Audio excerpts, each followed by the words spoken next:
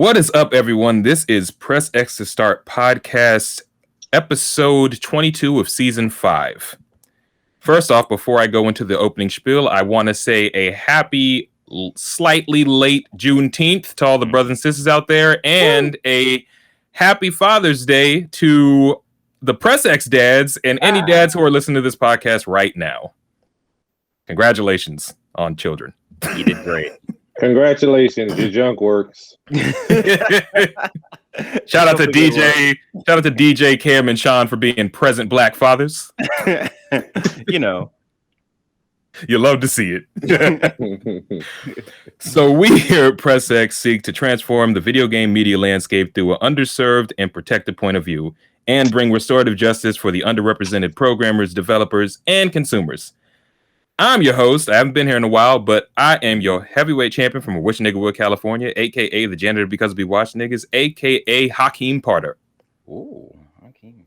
If you could see my glasses, they're very sort of Harry Potter-esque, so yeah. Oh, yeah! Hakeem Potter. Ooh. Funny enough, Wait, those are new, right? Yeah, they're new.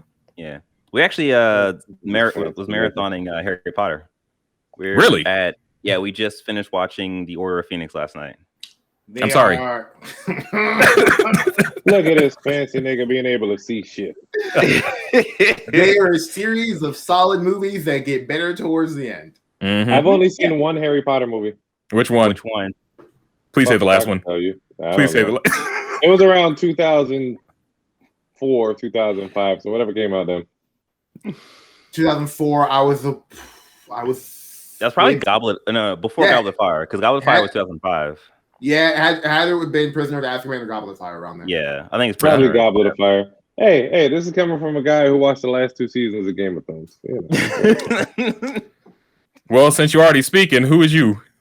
I am Sean M.F. Ross. What MF stand for? Manager of Fuck Distribution. Ooh, he a pimp.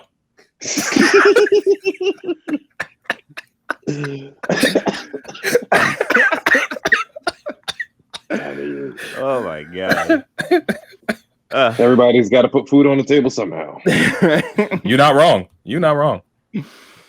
And I am DJ, aka Sexy Bad Choices, aka future esport player of the new Gundam game, aka Did You Know? Actually, you know what? I'm gonna save it for the actual quick hits. Let's go. You know, I'm gonna take your esports spot. I'm gonna be like that girl who did the skiing. There's this woman who did like very, very simple ski routines to work her way into the Olympics, and it pissed off a lot of people. She just stuck to the basics and earned her little points to get into the Olympics. And other people who do more intricate shit were just crashing and disqualifying out. Yeah, I mean, literally played for points and it worked. I'm a steal DJ spot.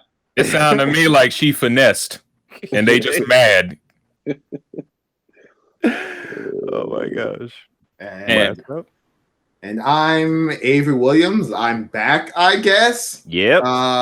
Hey. I'm hoping to finally get away with it. That's literally last time you heard Avery, the audio was garbage. Yeah.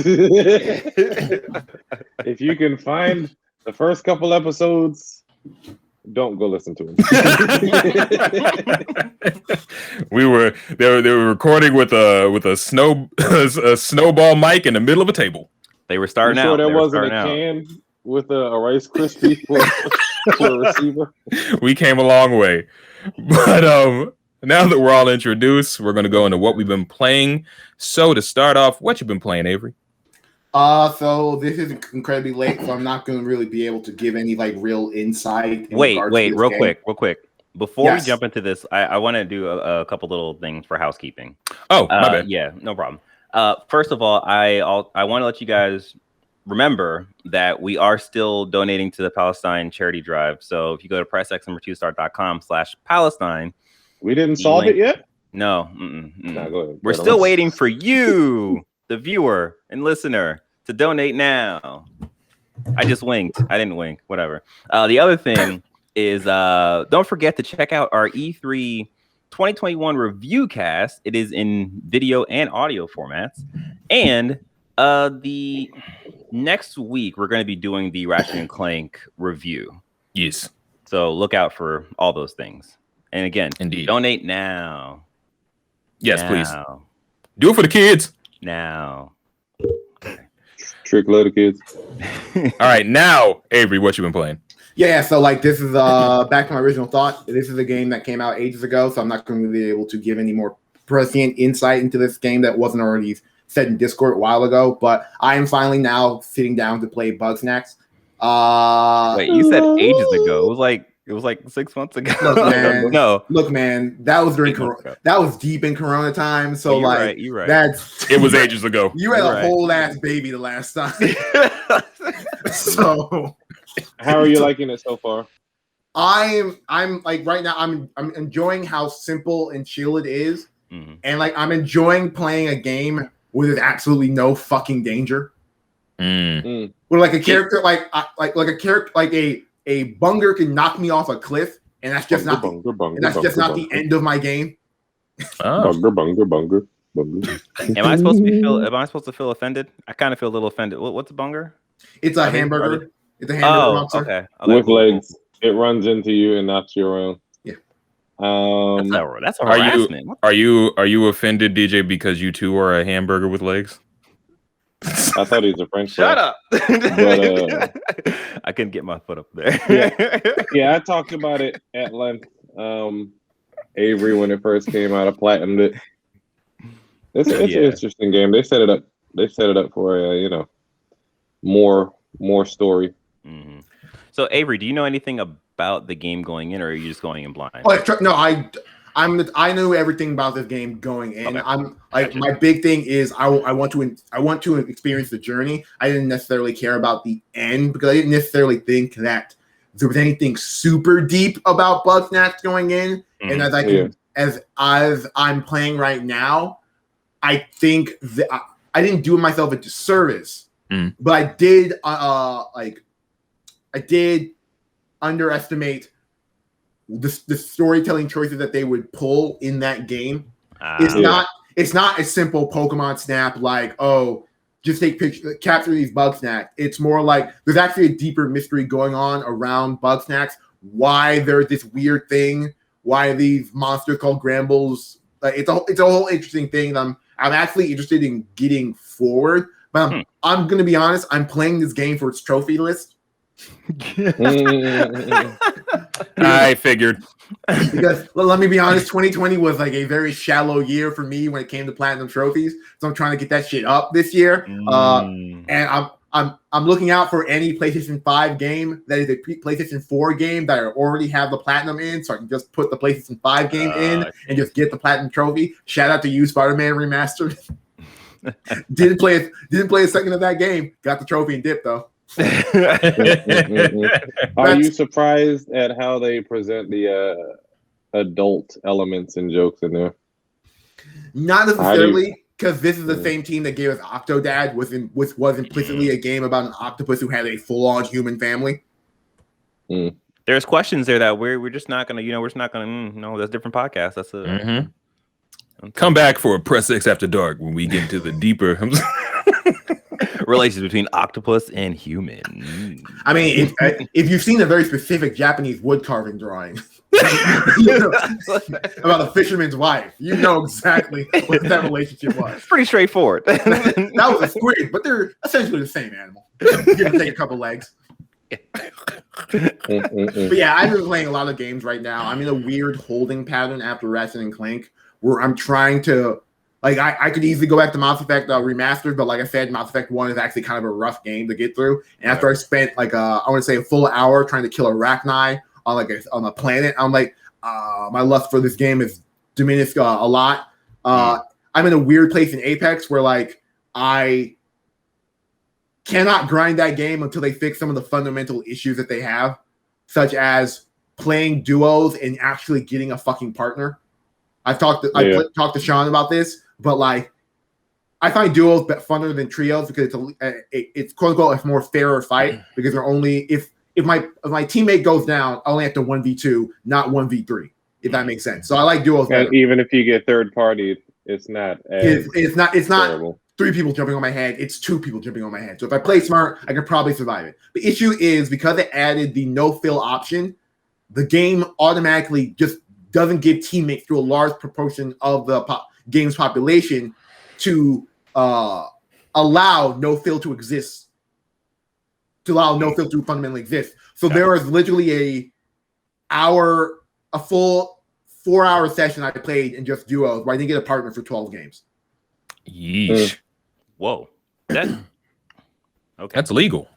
And so like I'm not very having fun. broken. I'm not having fun grinding that game. I also got so frustrated because I don't have a reasonable rank squad, so I got so frustrated with that. So I'm just in a holding pattern until brand new games come out, which is. Are you getting Bridge of Kenna? Kenna Bridge of Spirits? Yeah, 100% getting Kenna. Bridge of Spies. Yeah, I'm getting Kenna. I'm just waiting on the big either to finish off my backlog or just a brand new game to come out. And Gotcha. All right. Well, next up, DJ and I are going to talk about a little something called chaos. I'm here to kill chaos. My name's Jack, and I'm here to kick chaos's ass. You see this shirt? You see all the buttons on this shirt? I just got out from I got out from H&M ready to fight. Terrible. Oh man. But you know, all jokes aside, it's not so bad. Yeah, it was really weird. This game shot itself in the foot because of the terrible presentation of it. But that presentation was so bad. Yeah, like it's a fine game. It's literally what you would expect if you heard somebody say, "Oh, imagine Final Fantasy creators made a Souls-esque game." It's literally as advertised. Yeah, like I almost want to say, part of me, it feels more like Dynasty Warriors than a Souls game, because it's more so a Souls game because of the damage you take. Right. Like in terms of and the dungeon combat, scenario. Yeah, but like in terms of the combat and the like combos, it feels very Dynasty Warriors. Like even I didn't get to it, but like I did see somewhere like you can do air combos as well. Really? Yeah, I didn't even know you could jump in that game. No. See, like the I didn't beat the demo. I played about probably a total of 2 hours or so of it, and then I kind of put it down. But like the 2 hours was literally spent like doing the tutorial, which is about a full 10 minutes or so, doing like playing the first fight and like figuring out like how this game's supposed to work. So I was actually in that like first starting area, just like fighting the bad guys, going back to the like cube thing that like brings up your menu to see your the RPG elements essentially of the game. Yeah. And just kind of looking and reading through that stuff. But like, yeah, I believe there are air combos in this game. Yeah. Well, I mean, I also didn't play too much of it because I didn't know until later that you could remap the control scheme, because I could not stand the control scheme upon playing it at first. And even when I put some more time into it, it still wasn't like, I still wasn't soaking it up the way that I would have hoped. Yeah. But now that I know that you can actually remap attacks and stuff to the face buttons, I'll probably go back and try it out again soon, just to see how I feel about it. But overall, yeah, it's a fine, you know, not necessarily hack and slash, but sort of like a, you know, very dungeon crawl RPG. Yeah. So I don't really care about what's happening at all. It's chaos. You're fighting chaos. All the characters seem super bland. I do appreciate that you can customize your look, though. I was worried about that because that man's suit or that man's outfit was just so modern. It was weird. But whenever you pick up any sort of dropped gear, if you put it on, it completely shows up on your person. So kudos to them for at least doing that. So I will say, in terms of the combat and RPG elements to this game, I think that's where it's going to surprise a lot of people, because like just digging into it, you your character ranks up, and you rank up a job. Yeah. And that gives you a certain skill tree. So once you get to the end of that skill tree, I believe you can get another job, and essentially climbing that fantasy corporate ladder, basically. But like your jobs dictate the types of attacks you do. So the first job I think is like a soldier or something. So and then like you can actually see the things you can, or the skills you can unlock through that job. And then you can actually assign each of those skills to like combo attacks. So you can do like square triangle, square triangle. I think square triangle, or like triangle. Hold square triangle. Yeah. So like you can build out your character as unique to like however you want to play. So I really think this game has potential. It just didn't really show well at all. It is literally a game, I feel like, that will appeal to a certain audience, and it will go over like gangbusters. But it will also not really move numbers like that, because everything surrounding the game is just so boring. But the There's gameplay itself, exactly. But the gameplay itself is solid. That's true, but just given what I've seen so far, it feels very if you made a Final Fantasy game, boring. But we'll see what happens. It's weird though, because this is from Koei Games, a la Ninja Gaiden, more recently the Neo team. Right. It's Team Ninja. Yeah. So it's like when I heard that name, I was thinking like, oh, okay, this should be interesting. But then seeing the game in the presentation was like, is this like the B or C team? What's going on? And then like playing, it's like, okay, it seems like they wanted to make a game, but they didn't have the budget for quote unquote polish. So this is kind of where we're at. Do we have a time frame for when this game is coming out? Not at all. Nope. I have no idea. Because this honestly should be soon. Yeah, it seems like it will be soon. Yeah. For me, when I first saw this game and I saw everything, I saw the discourse around it, this very much seemed like a game where they just wanted to get people a demo out there to check out the game, and they haven't really finished the game's actual polish, if that makes sense. Like these are all like placeholder from Final Fantasy 15 assets. That's what it seems like to me.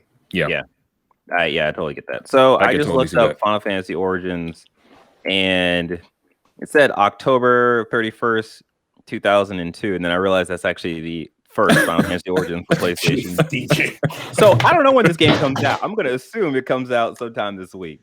You had me for a second. I was like, oh, Halloween 2002. You gotta look up Stranger of Paradise. There you go. DJ exactly had a stupid. All I know is they better have a fire intro song. Their initial release date is 2022. Okay, that's all they have to release. Interesting. All right, well, they got time to polish that junk. Oh. But last up, we are going to talk about Ratchet and Clank. Sean, DJ, and I are making our way through it. Avery's already finished it. We're going to give some. I've already finished it, and I already have the platinum trophy in it. Of course. If Avery has finished the game at this point, just assume he also has the platinum trophy as well. But so we're just going to give some light impressions about it. And then obviously, like we said earlier, we will review it next week. So what you guys think? Sean, you go. Okay. I don't have many complaints about the game other than I think when you're dashing, it kind of just like stilts your movement. I wish you could dash and continue the momentum. Let me tell you, Sean. Let me tell you. You can. Oh, what, the double dash? Yeah. So if you the dashing is actually interesting here because you can jump and dash, and you can just dash. So if you dash and then jump dash, that gives you 2 dashes, and then if you jump dash, okay. So if you dash, jump dash, once you touch the ground, you can dash again. Yeah, it's just like a timing thing. Yeah. I just don't like that. It's the weird movement stoppage after you finish that. Yeah. I feel had to like get used to that's that, I too. feel like that's par of the course though for these type of platformer games. You know, it's not gonna move as smoothly per se as like a straight up action game. Yeah. I And- will go on the record of saying that Ratchet's jump has always been awkward. It's always that it's like it's the high arch. It's not the wide arch. I would Mm. agree. It's I would like- agree with that. I would agree. It's with like that. I don't think it's weird, but Well, that's the whole like crazy thing with the momentum. I find the jump weird in that there are certain like ledges and things that like in my head, Ratchet should totally be able to just get on top of this ledge. But his Yeah. jump is so interesting that I'm just like, I get like an inch too low and he won't clamber onto it. And I'm like, oh, this is something. Yeah. Like that, if I had like one major complaint about this game, and we can talk about it more in the actual review, if I think some of the actual like minute platforming is not as rewarding as I want it to be. Yeah. Yeah, I think the game does reward you pretty well for like trying to look for stuff, like just exploring to find like extra raritanium or That's what I've been looking doing. for. Yeah, and Yeah. I enjoy that aspect of it quite a bit. I think my only gripe with the game is that it is not. I think it hides its unpolished well.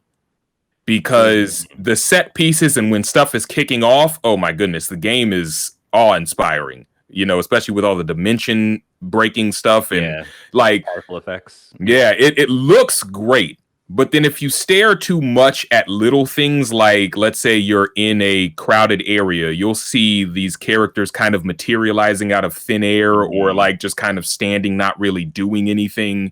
Or I had a period of time where I was playing the game and Ratchet's arm disappeared and it just didn't come back until I restarted the game. You know, so it's... It was in a different dimension, Marcus. So, I mean, I think that the game isn't as polished as I was expecting it to be. But outside of that, like, I am thoroughly enjoying the game, especially when it kind of kicked into a high gear and we were going back and forth between Ratchet and Rivet. Yeah. And Kit is adorable. Clank is great. The story is fun. The humor is working better for me than it did in the last one. That's good. That's good. Because, yeah, I feel like Ratchet and Clank sort of had or it still kind of has the Borderlands kind of humor structure where it's like it's just they're throwing a volley of jokes at you, and if you're not really a fan of the series like that, some of the jokes are gonna just completely whiff past you. I mean, if you can, like the original games in the series were called like Fully Loaded and Up Your Arsenal, so like that gives you going commando, like that gives you a idea of what kind of humor they're working with. I feel like when you compare the jokes in Ratchet and Clank versus Borderlands, to me personally, I just think that Ratchet and Clank's jokes are more endearing. No, I'd agree. They're supposed to be a Pixar level of if you're an adult, you know, you'll catch it. Right. Because I think that's by the design too, because Borderlands is way more crass. They're trying. You know, yeah. Whereas, and I do agree that also I'd say Ratchet and Clank is definitely funnier, but no, yeah, this game is it's nice to play like a proper PS5 game. Like I said, even though I have little gripes with the polish, like when the game is really going for stuff and being super ambitious, oh my lord. Some of the set pieces I've been a part of in this game, I'm about 80% through.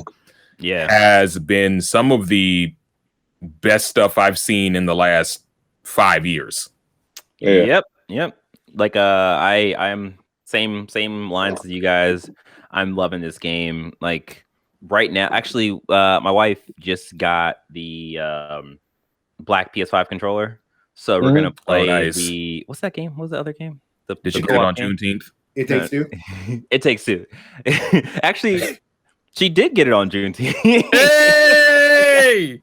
Shout out to Shreen. But yeah, liberate your wallet. We're gonna play It Takes Two. So right now, like Ratchet is my game of the year, and yeah, I'm enjoying it for all the things that's been said. In terms of the negatives, there really hasn't been much negatives for me. Like the only issue that I had was early on. Like I was playing in one of the first stages, and I fell off the world, and I went to reload the save. The save didn't reload. And then I was like, all right. And then PS5 gave me that whole like, you have an error, send it off to whatever. And it just didn't move from there, and it kept loading. And I was like, this game just bricked my PS5. So I had to restart my PS5. Even that took forever. Then I realized like the PS5 takes a really long time to load and like whatever. So like that was a whole thing. But after that, I hadn't had any issues past that. So overall, like I'm having a really good and solid experience with this game. Yeah. So and I love the character. Definitely be. Yeah. The characters are great. Yeah. But yeah, definitely be on the lookout for our review next week. And now, that has been it for what we've been playing. And before we go any further, we're going to have a word from our sponsors. Our YouTube channel. Insomniac and our YouTube channel. Definitely look at our E3 coverage as was stated earlier, and be on the lookout for other stuff that we're going to be having in the future. Yes. Like and subscribe. And hit that bell button. Do it. And Insomniac, sponsor us, nigga. Do it. All right. I'm ready to go whenever. All right, bet. And we're back. And now it's time for the quick hits. Number 1, this comes from GameBite. Sony has sold 9 million PS5 consoles since launch. Congratulations, Sony. Number 2, this comes from the 4. Bethesda isn't apologizing for Xbox exclusivity. They're just sorry PlayStation fans are sad. So this is an interesting thing. Like, hilarious. It's one of those things where it's just like, all right. Like, sorry, not sorry, nigga. Yeah. I don't know, buy an Xbox maybe. So this was actually Pete Hines was on, I forget who he was talking to. But yeah, he mentioned all over a video chat of like, we're sorry, PlayStation fans, that you don't get the games. You're just gonna have to play it on Xbox. But it's one of those things where it's just like, yeah, okay, it's the same way for PlayStation fans who have the exclusives and that the Xbox people can't play. So it's just like, it's all right. I'm sure Naughty Dog feels the same way. I know it's fine. This very much feels like someone in PR trying to not to smooth over the optics of exclusivity. Like this very much sounds like this didn't need to be said. It didn't need to be said, exactly. Right. No one reasonable is like there are people who are sad that they're not gonna be able to play the next Elder Scrolls on their PlayStation console. But like there's no one like, oh, that's not true. No reasonable person is upset by this. Everyone like this is a business decision, and the more you try to make it a personal, like we're Xbox, we're for gamers, and we're sorry we're making this, we're sorry we're making this super business decision to strengthen our portfolio, and it's affecting you gamers. Yeah, I feel like most people are just like, oh, that's a bummer, and then have moved on. Like I was hurt by Team Ninja being bought by Xbox at the time because I was the only person that played Ninja Theory.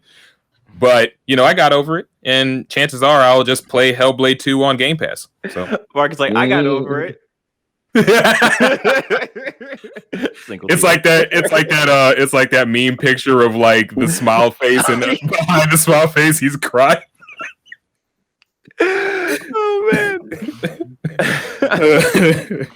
Oh gosh. All right. Number 3.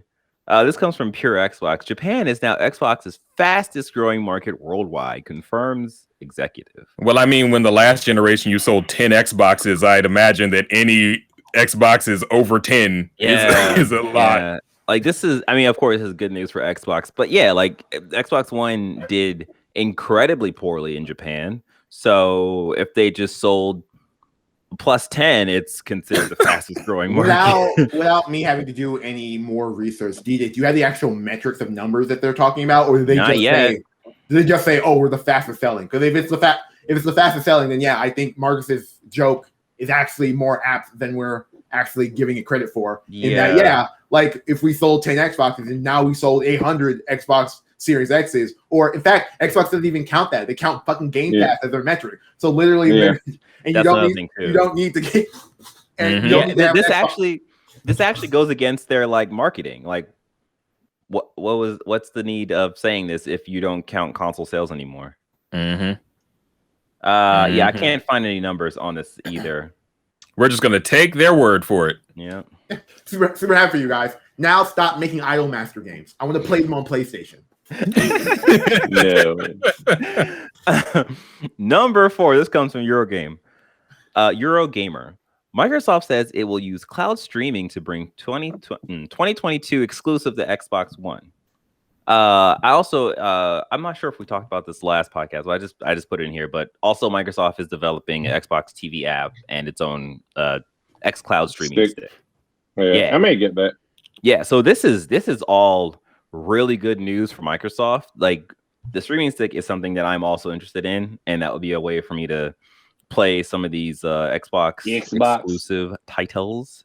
So yeah, like $100, something like that.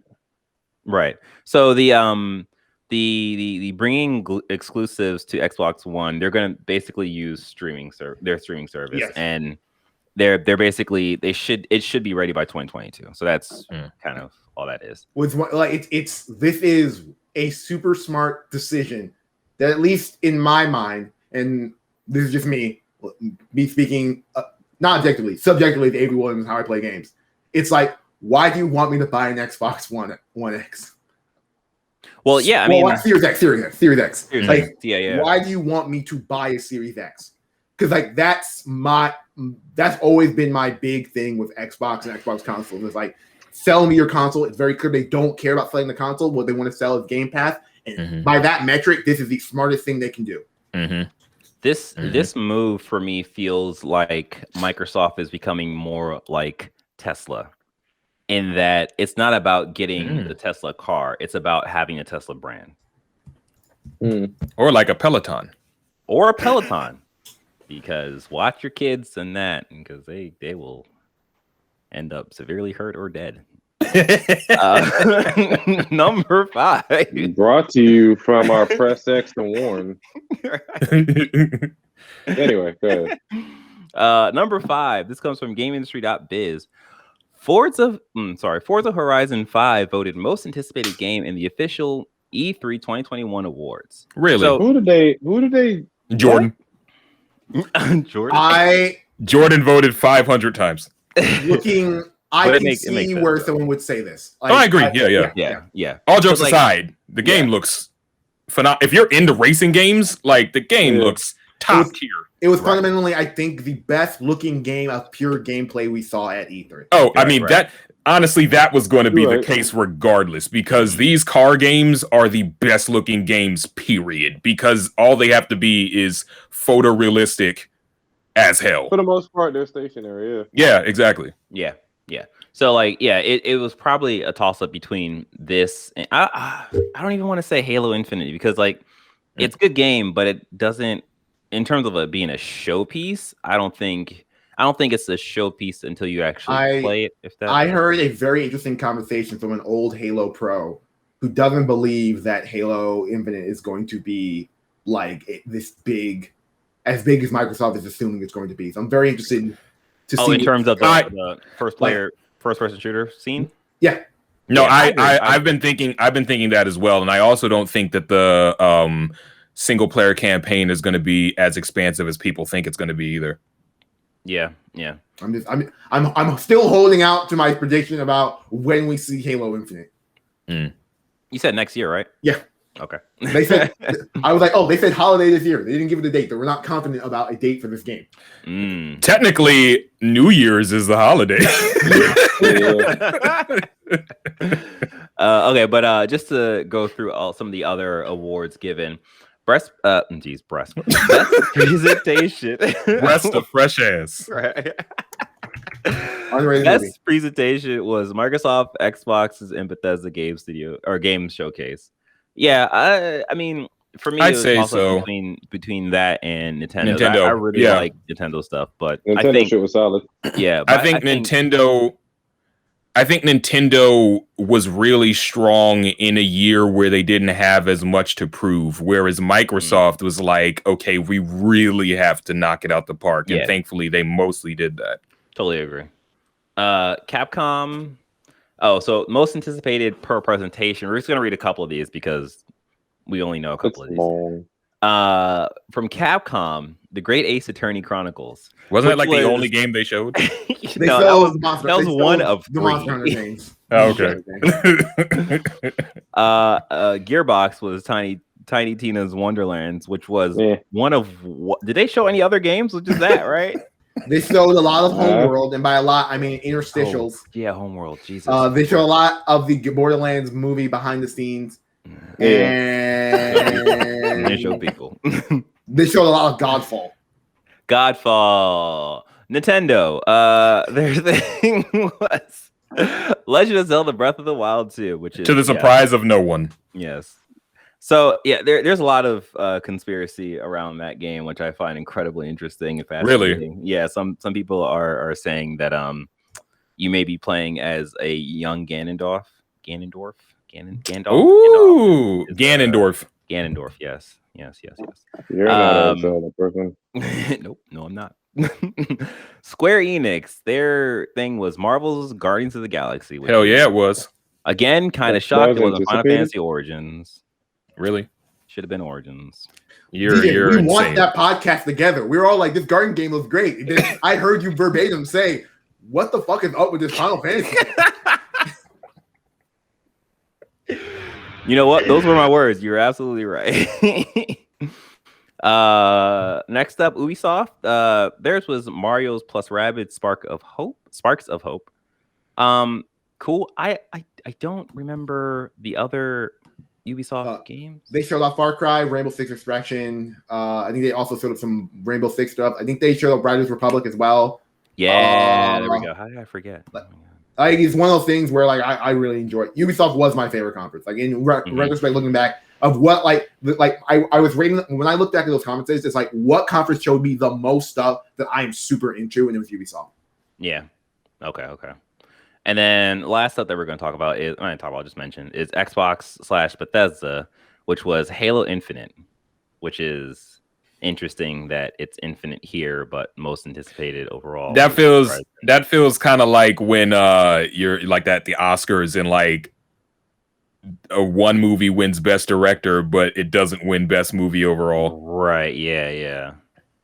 Huh. Yeah, okay. Well, that's that. Congratulations to the winners and best of luck to the other people. Number 6, this comes from Kotaku. Oh, God. This is just for me, guys. Oh, God. New Gundam game being developed for esports. Oh, I am. Oh, man. Let me tell you something. Who's watching that? As someone who watches a lot of esports, only Donald. I will be participating in this. I hope so. Yes. My AKA is. DJ, how old are you?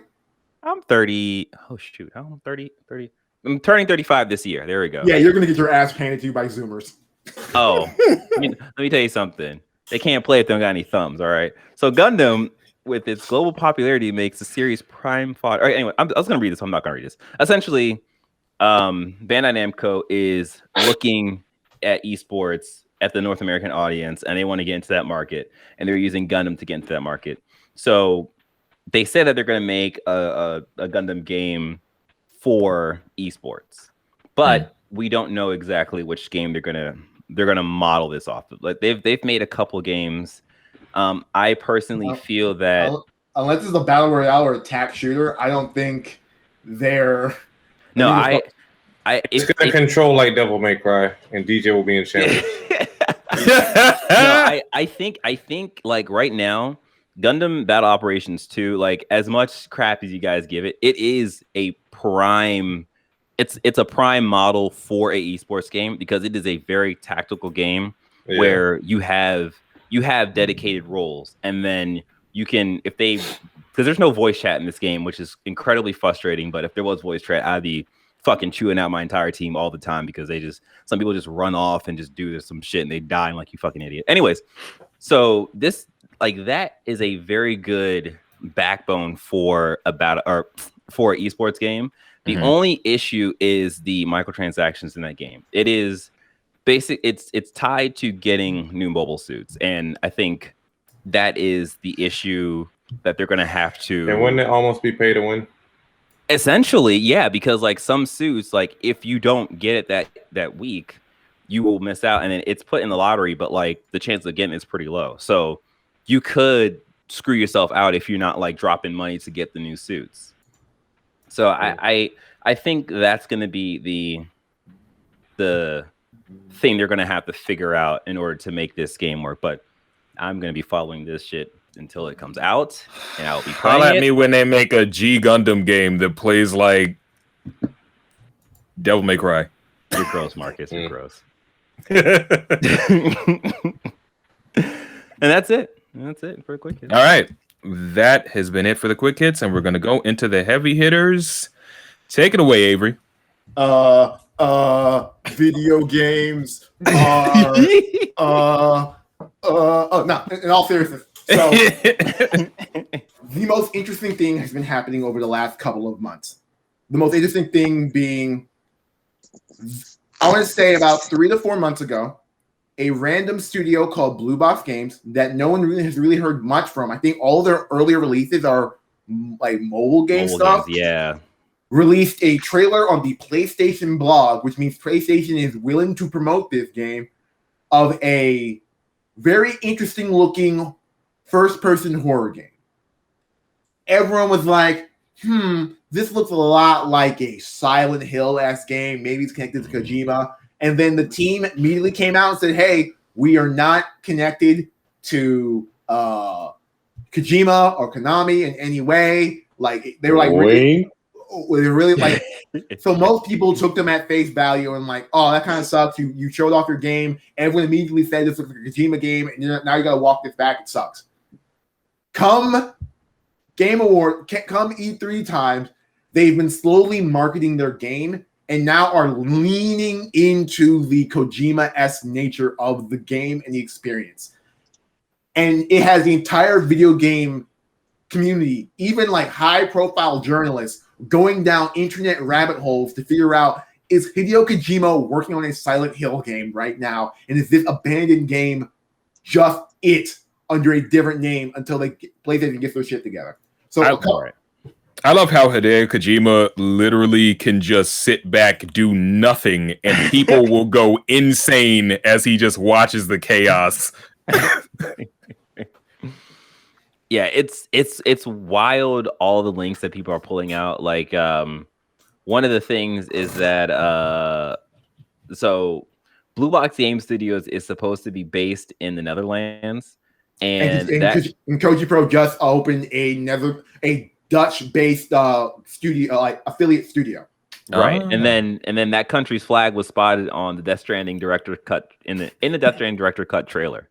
So like it's like, what a troll. What? And then people argue that Blue Box's initials is BB. Oh so my god.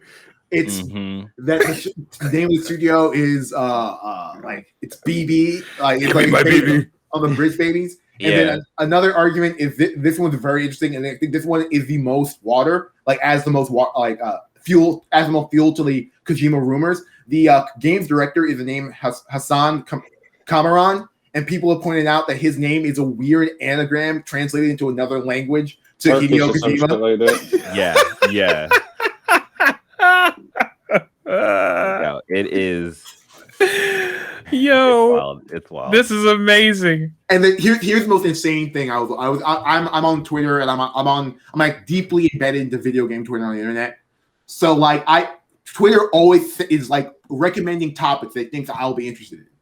So the topic they recommended to me was buy Konami online, and it was advertising Silent Hill merchandise. Yeah. And then I went in to look into this. Wait, play on Konami. What the fuck is this? And then like had Jeff Keighley in the fucking the ads being like, "Hey man, I can't wait to see it." And I'm like, what the fuck is going on? And then like another thing that people pointed out is that this team has talked about how they've been working with PlayStation since 2015 on this project. What else happened in 2015? PlayStation started working with Hideo Kojima on his next game. So you're either telling me that PlayStation has spent like 8 years going like 8 years with this small studio to make a PlayStation exclusive, or that they're talking about the relationship with Hideo Kojima. Yeah. Like, mind you, if you roll back this conversation, before Abandon, this studio has been making mobile games. So why would PlayStation support the studio for so long if their pedigree was just mobile games? Like, it's like watching the Da Vinci Code. This is one of those things where this is completely fascinating, and I know I won't be getting the Silent Hill game. I think that the final nail in the coffin, that there's definitely something going on with this game, is that the small indie dev team who is making this brand new IP for PlayStation is releasing a app next week to show off more of their game. Okay, that's super weird. Why would PlayStation let a small indie team just release a random app to show off their game? Exactly. And who does that? Who does that? And like this team is going out of their way to her next game is going to start with an S and with an L. We're not talking about Silent Hill, guys. Once again, not connected to Hideo Kojima Super Monkey Ball or Konami.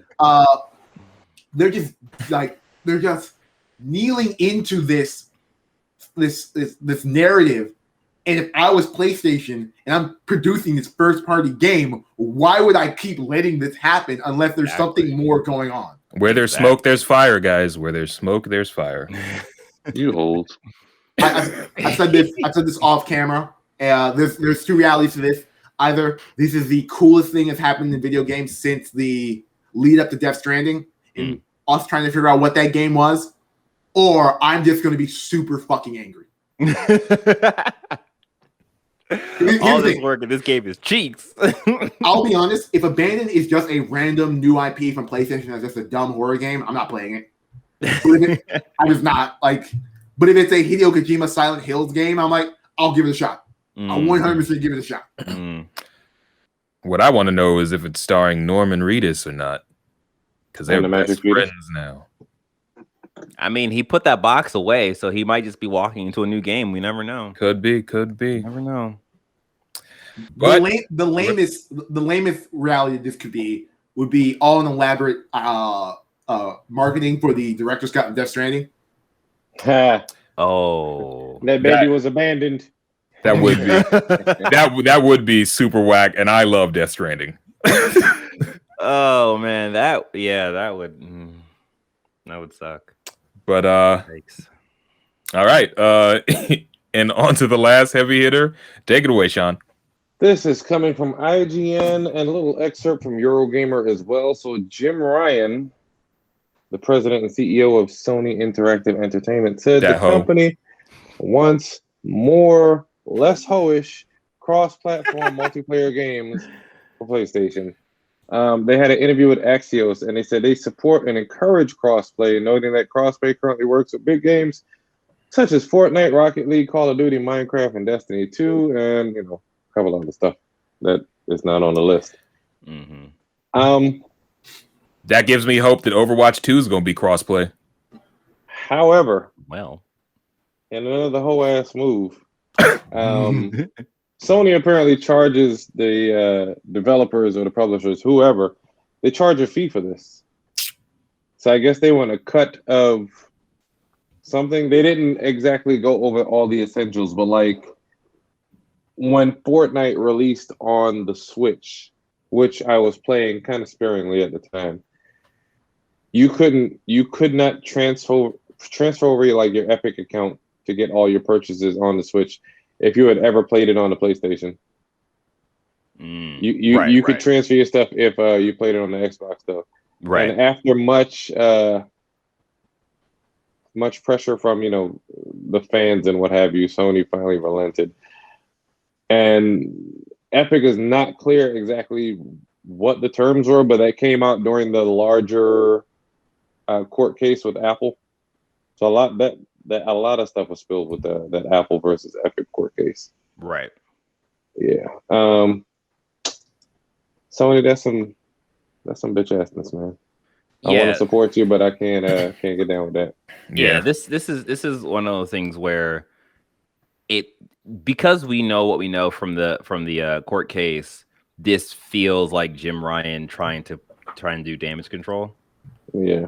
And it's one of those things where we shouldn't know the inner workings, so this would have played better, but because we know the inner workings now, this is just like, yep, dude, this is some hoe ass shit. Like, what?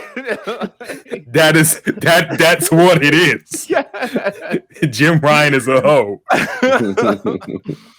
Like, simple and plain. And it's one of those things where, like, you know, he has to do the business thing. He has to make business moves, and you know, because PlayStation is number one right now.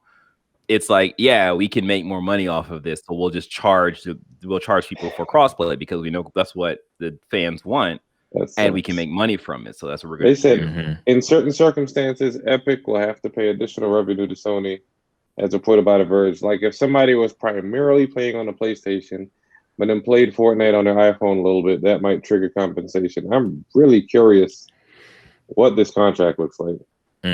Well, the contract probably has shifted since now Sony has stake in Epic Games. Oh, yeah. Oh, that's a really good point. Yeah.